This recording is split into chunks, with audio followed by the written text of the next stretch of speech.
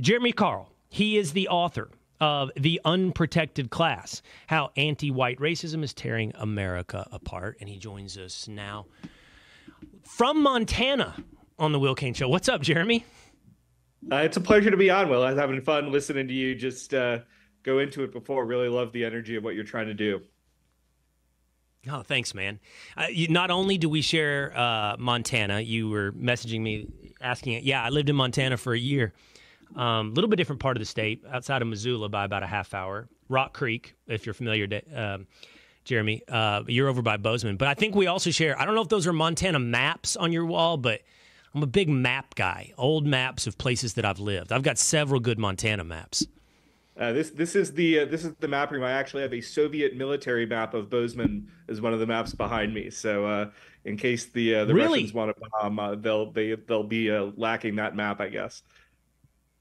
Why were the Soviets interested in mapping out Bozeman, Montana? I think they've just mapped everywhere in the U.S. They kind of put this comprehensive thing for if they had to red dot us at some point, and I went on eBay at some point and got the Soviet military map of Bozeman for a reasonable price, and it's a good conversation piece. They had no red Donnas. Everybody our age is prepared for the original, not the remake. We're prepared for the Red Dawn moment here in America. All right, man, you've written a book that, I mean, by its title, is interesting how controversial this is another one of those things that, like, everybody understands that this is going on, and everybody understands this can go on. Like, philosophically, of course, there can be racism against any particular group, right? But for some reason, you're not allowed to talk about this. I mean, we even wondered, like, can we put this in the title of our show? We get flagged on this platform or that platform. It is the verboten, forbidden topic to say, hey, is there such thing as anti-white racism? Yeah, absolutely. And I've had just totally normal conversations with normal hosts flagged on YouTube because, a word or a phrase got picked up by the algorithm. So I think you're right to think about it. But that's exactly why I decided to write the book and why I felt it was really important to write the book, because this is something that a lot of people are talking about in hushed whispers.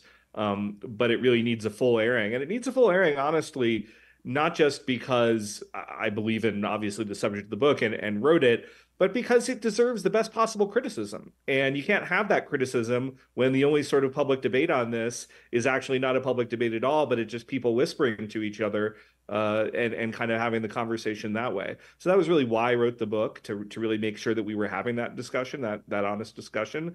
And I think I've put out my case in a pretty persuasive way. It's so fascinating that it is a conversation that would be dismissed, Jeremy. Not just dismissed, censored. Like, why? Why is this not a conversation that you can have? Like, my belief, Jeremy, and I think that my beliefs now are counter to the prevailing view of society. My beliefs are that racism is an individual sin. It can aggregate in a culture, but it's an individual sin. Do you look at another human being through the lens of prejudice, through their superficial characteristics, and race being their skin color, at least in part? And because it's an individual sin, anyone is capable of racism. Anyone.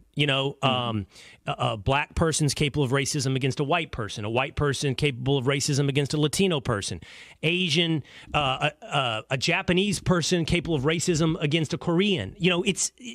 And by the way, that's not just my belief. We know it to be truth. I mean, it's the only way you don't believe that's the definition of racism is to only live in a place where you define the world according to black and white.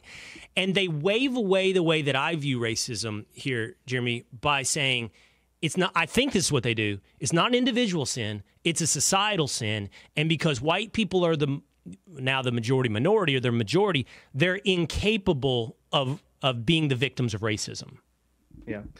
I mean, this is actually a really subtle point that you've raised. And I've done a lot of interviews on this book and nobody has raised it. And I do kind of mention this a little bit, particularly in my chapter, because you use the word sin about the church in the book. There's a pastor, Vodi Bakum, who wrote a really terrific book that I reference a lot in my chapter on the church.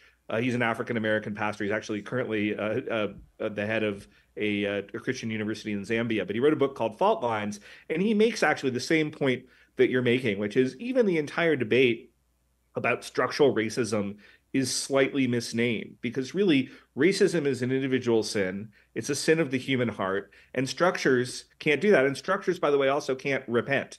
So in many ways, even our whole language, I use terms like, I kind of toss around this term racism here because that's just the language that everybody kind of understands when you speak.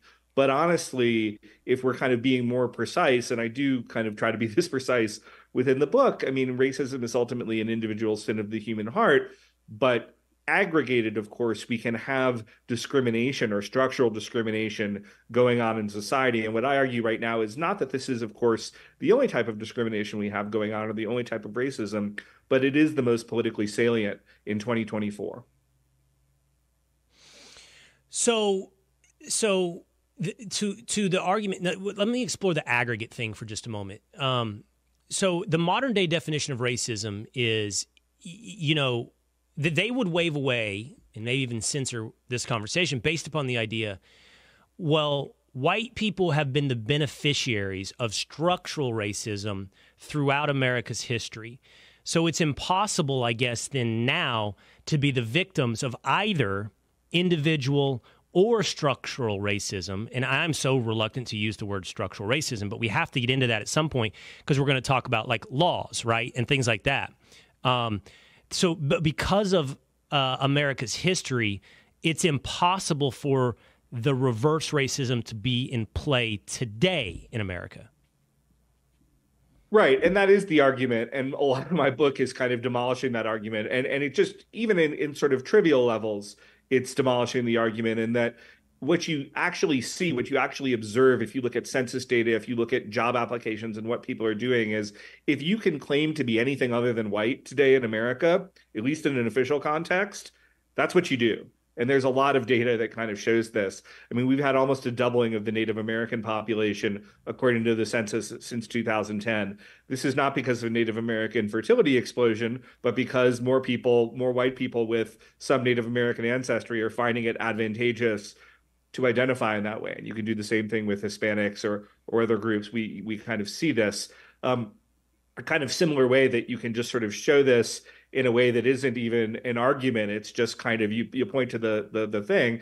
I originally kind of impishly wanted to title this book, "It's Okay to Be White." And I actually got that past the editorial staff, and we were all good to go for 2 months. And finally, the sales staff came back and they just said, "Hey, we can't sell a book with that title into Walmart and Costco. It's just not going to happen." And I thought, well, it would be, if I wrote it was okay to be Asian or okay to be Hispanic or okay to be Black, nobody would bat an eyelash. But if I say it's okay to be white, I might as well put on my KKK hood. And I think that really just illustrates the reality of where the public debate really is right now, and not kind of the left's fantasy of what that debate is. But see, now that is so fascinating to me because, okay, the phrase "it's okay to be white" is on its face benign, right? Like that is on its face benign as applied to any race.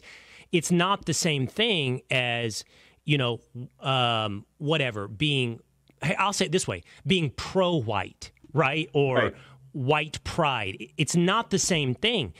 And what's fascinating, but see, if we do that in reverse, it's not just okay to be Black. It's morally righteous to be pro-Black. Do you see what I'm saying? So it's like we can't hit neutral. We can't just say, hey, it's okay to be Black. It's okay to be white. We can't have neutral here. We have to have, no, it's not okay to say that. And on the other side of the scale, when it comes to a minority, no, it's good to say you're pro. So like what we've enabled is exactly what you're laying out. Like this is the seesaw of racism. If you say it's good to be pro one race and good to be anti the other race, isn't that racism? Yeah, well, absolutely. And this is the point I try to make in the book.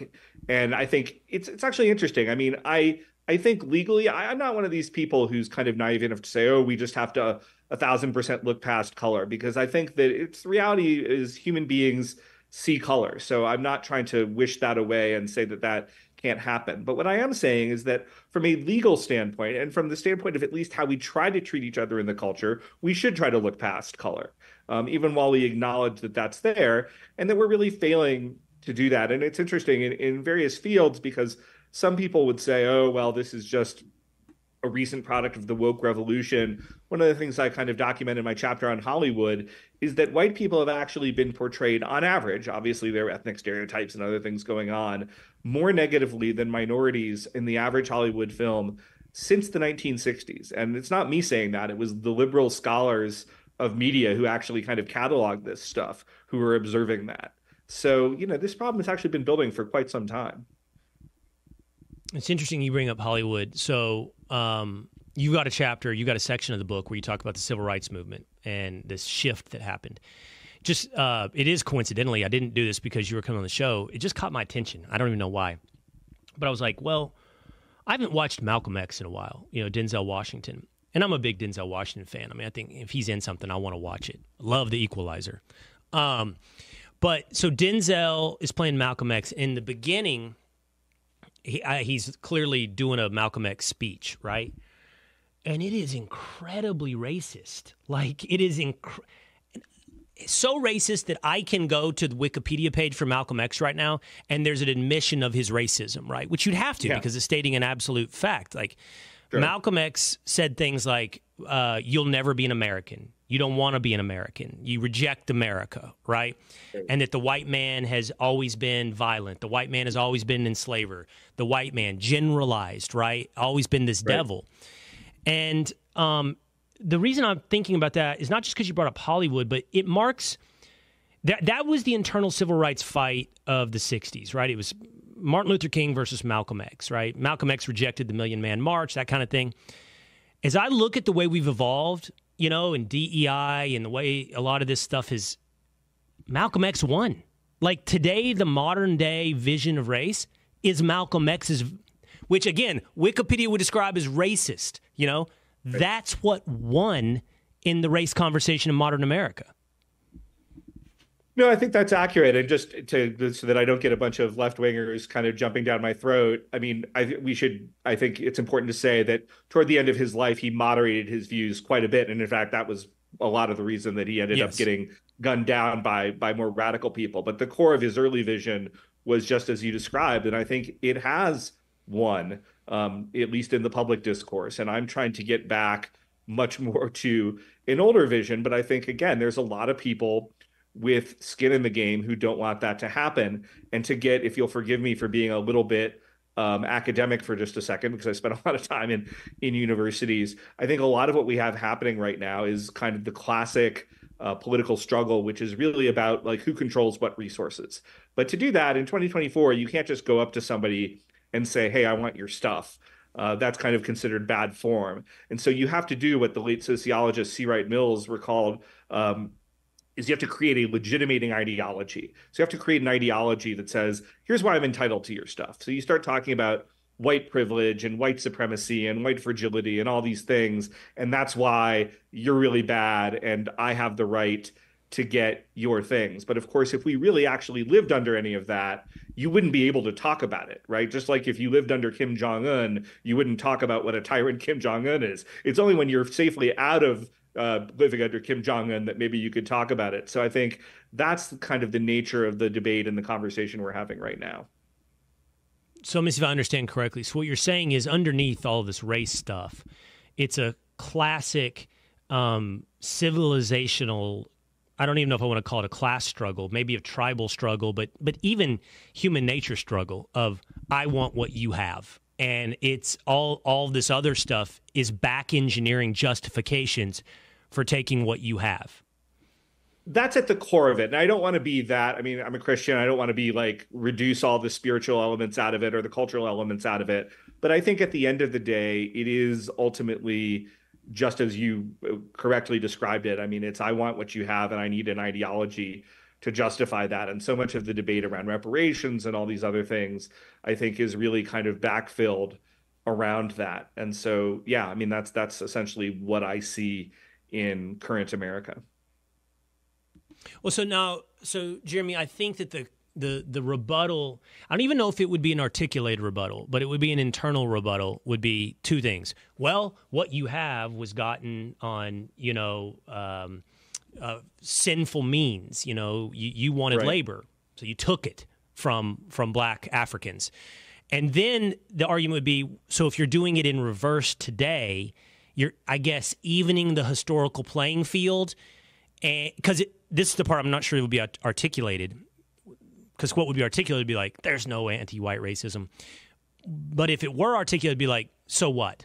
Would be the argument, right? It'd be like, Right. it rejects that individual. It rejects that individualized racism to say, oh, poor white man, like the world is so hard on you. Right. What about the actual incident of racism to an individual? They would just generalize it to a broader societal population. Yeah, and I should just try to add, just to be clear, I mean, I'm not looking to create a new victim class for white people. I'm not looking to wind the refs here to kind of use a sports analogy that you'd be familiar with in your previous life. I'm really trying to kind of rally the troops. I think a lot of this is happening because white people are allowing it to happen. They're allowing themselves to be treated like second-class citizens. They're allowing like blatant discrimination in academia, in the job market to kind of happen. And they're for various reasons that I want to be sympathetic because sometimes people are like, well, if I speak up, I may lose my job, right?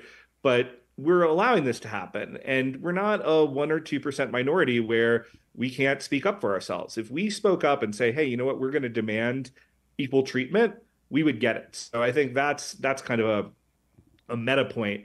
But beyond that, let's just talk about the actual like situation of white people in America, because I think there's been a lot of kind of misinformation that the left has pushed. First of all, a lot of these interracial debates completely erase Asian Americans for good reason, because if you look at the actual status, Asian Americans have better health outcomes, they're wealthier, they're better educated, and in many cases by quite a lot than the average white American. I mean, if you look at Indian American income, I think it's like double the average white American. So, I mean, these are very large gaps. Secondly, when we talk about the actual status of white people in America, there's a Nobel Prize winning economist at Princeton named Angus Deaton, and he and his wife, Ann Case, have done a lot of research I talk about in the book about deaths of despair, essentially, as they call them. And they are growing uniquely among sort of middle-aged whites, much more than other groups.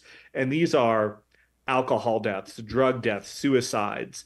And it's sort of an indication that, in fact, not all is well in any stretch in white America. And if that is what kind of being on the top of the heap looks like, I would hate to see what being on the bottom of the heap looked like.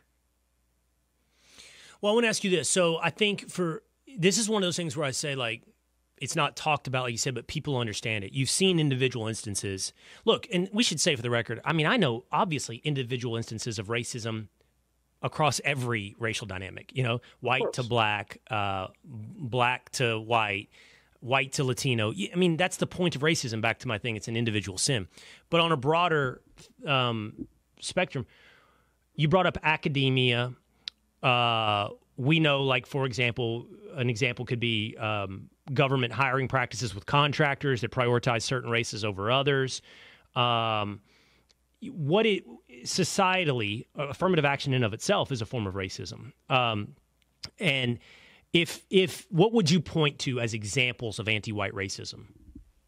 Well, you hit a few really beautiful ones right there. Those are all formal elements, or people like America First Legal right now that came out of the Trump administration, Stephen Miller's shop. I mean, informally, that is basically just looking at blatantly and frankly illegal in many cases under current civil rights law, anti-white discrimination in employees, you know, where they're saying, well, white people can't apply for this job. And it's just been out there. It's not even embarrassed. It's there in, we just see it.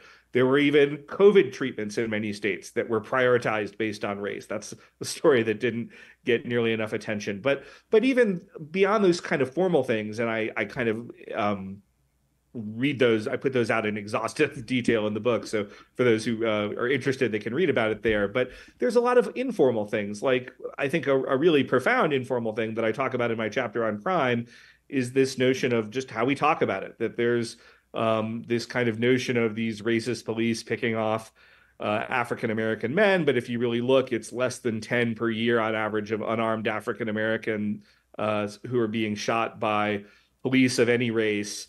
And if you look at kind of where interracial violence is happening in the United States, Though most violence, I stress to say, and crime is within race, so it's not interracial at all. But to the extent that we do have it, whites are overwhelmingly the victim of that and not the perpetrators. But there's this entire narrative, and it frankly sees the entire country in the wake of George Floyd, that the opposite is true. And so it takes the country in these really, really dangerous and bad situations based on stuff that's just misinformation.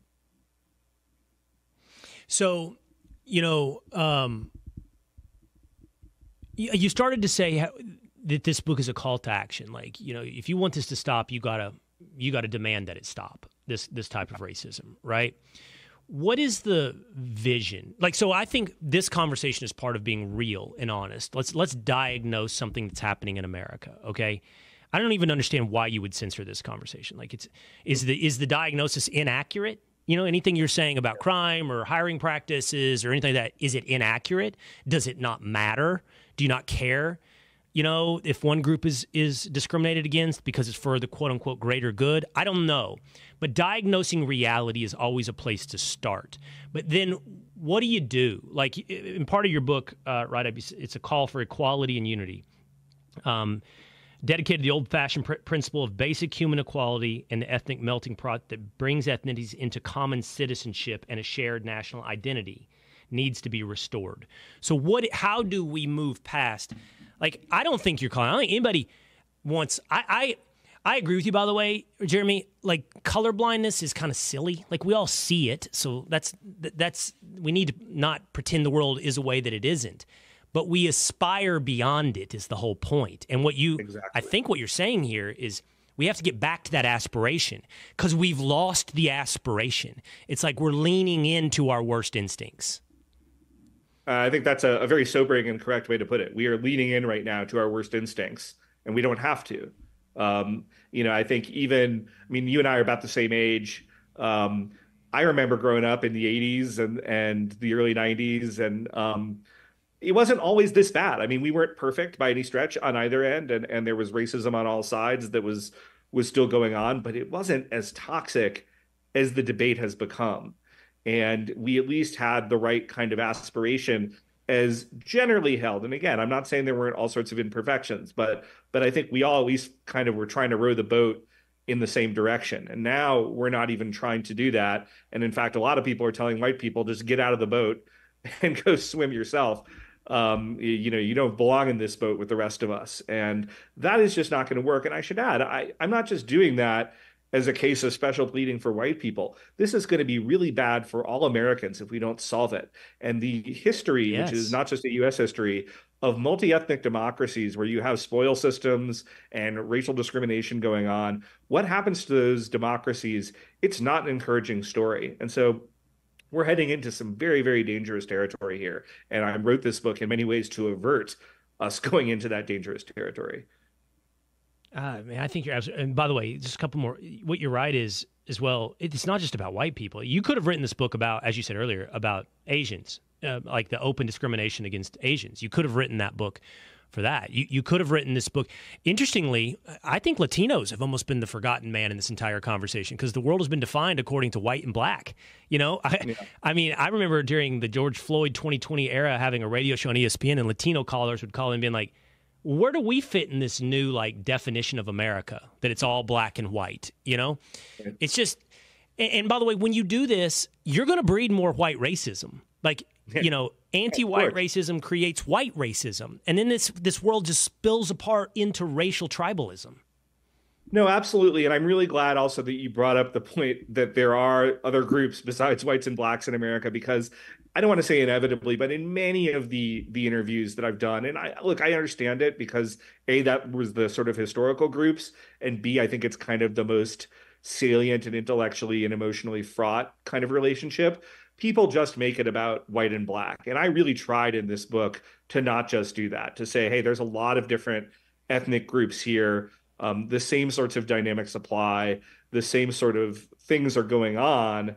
And we really want to make sure that we include them. In fact, as you kind of noted about Hispanics are now almost 50% more than African Americans in this country. So this is a huge group that doesn't have the sort of visibility in some of these debates that it could. And I actually wrote a piece on my Substack on San Antonio that actually was kind of a good vision of what I think white and Hispanic relationships might look like in a Latino Hispanic majority city.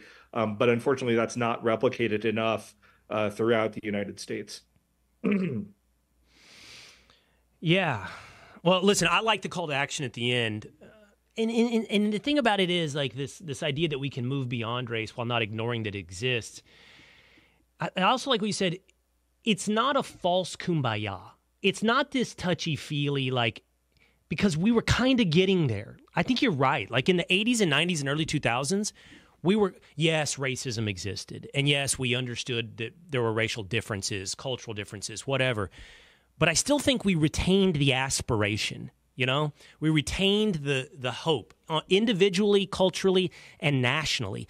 And I this is where I'll end where I began. This is where it's like, well, early Malcolm X won because now we don't share that aspiration. Now it's like, as you point out, the founders were concerned about factionalism. That's the one thing that can take down a diverse society. And we're like celebrating now racial factionalism. Yeah, absolutely. I mean, you and I grew up in a world where I would say Michael Jordan was the biggest sports hero, Eddie Murphy was the biggest actor, Michael Jackson was the biggest musician, right? And that wasn't like nobody obsessed about their race per se. I mean, of course, it was talked about at times, but we've kind of moved away from, and that was a much more white world demographically than it is today. We've moved away from that. We've moved much more toward factionalism. Factionalism has huge dangers. I've tried to outline them in the Unprotected Class and say, hey, look, if we don't get a handle on this, it's going to be a real problem, not just for white people, but for everybody. And I've been really gratified that I've had folks like Charlie Kirk, like Tucker Late of Fox, who've endorsed it. I've actually had an African-American, Peter Kirsanow, the longest serving member of the U.S. Commission on Civil Rights, one of the book's endorsers. So it's really been a diverse group of people who I think are understanding that this is a really important message to get out, to talk about. And I really appreciate the opportunity to go speak with you about it to a Fox audience, because I think that a lot of folks in your audience are probably thinking a lot of these things, but don't necessarily know how to talk about them in a right way without kind of being worried they're going to inflame things and make them worse. And I've tried to do this in my book and make sure that we can have that conversation in a way that's sincere and does not pull punches, but is also responsible. Well, I'm really appreciative that you had that conversation here. It's real. It's a real thing. We might as well have a real conversation about what's happening in America. It is The Unprotected Class: How Anti-White Racism is Tearing America Apart. Jeremy Carl, you can check it out. It's out there. It's on sale now. Jeremy Carl, thanks so much, man. It's good to have you on the Will Cain Show. Thanks so much, Will. I really appreciate the opportunity.